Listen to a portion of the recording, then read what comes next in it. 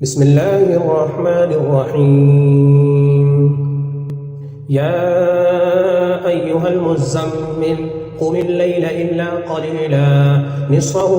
أو انقص منه قليلا أو زد عليه ورتل القرآن ترتيلا إنا سنلقي عليك قولا ثقيلا إن ناشئة الليل هي أشد وطئا وأقوم قيلا إن لك في النهار سبحا طويلا واذكر اسم ربك وتبتل إليه تبتيلا ورب المشرق والمغرب لا إله إلا هو فاتخذه وكيلا واصبر على ما يقولون واهجرهم هجرا جميلا وذرني والمكذبين أولي النعمة ومهلهم قليلا إن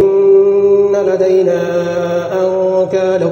وجحيما وطعاما ذا غصة وعذابا أليما يوم ترجف الأرض والجبال وكانت الجبال كثيبا مهيلا إنا أرسلنا إليكم رسولا شاهدا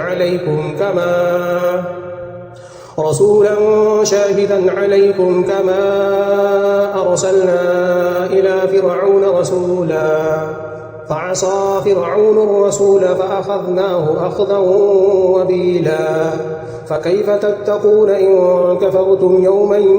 يجعل الولدان شيبا السماء منفطر به كان وعده مفعولا إن هذه تذكرة فمن شاء اتخذ إلى ربه سبيلا إن ربك يعلم أنك تقوم أدنى من ثلثي الليل ونصفه وثلثه وطائفة من الذين معك والله يقدر الليل والنهار علم أن لن تحصوه فتاب عليكم فاقرؤوا ما تيسر من القرآن علم أن سيكون منكم مرضى وآخرون يضربون في الأرض يبتغون من فضل الله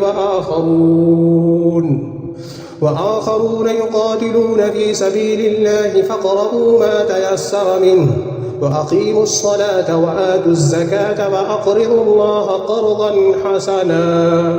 وما تقدموا لأنفسكم من خير تجدوه عند الله هو خيرا وأعظم أجرا واستغفروا الله